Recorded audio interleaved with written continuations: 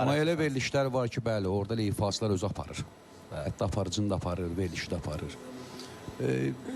Mənə elə gəlir ki, o biraz aparıcının boşluğundan deyim və yaxud o sözünün kəsəri o deyir, o əli bir vır da stola sən də qardaş. Bu həmən məsələdir.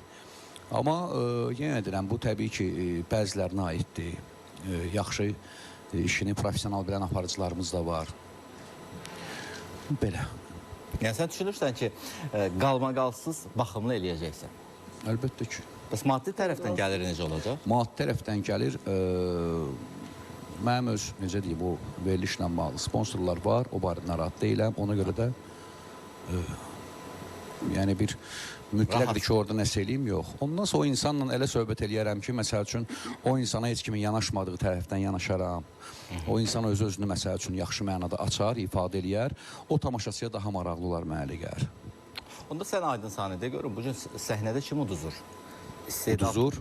İstedadsızlar uduzur, yoxsa? Yox, mən deyərdim bugün səhnədə həya uduzur. Həyalı insanlar uduzur səhnədə.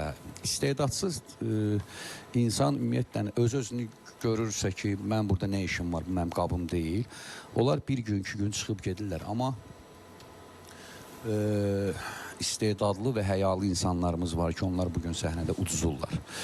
Bilə-bilə yıxılanları uduzurlar.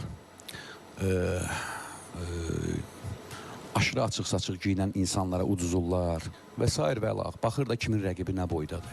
Zeynəb xanım, bugün düzsənsə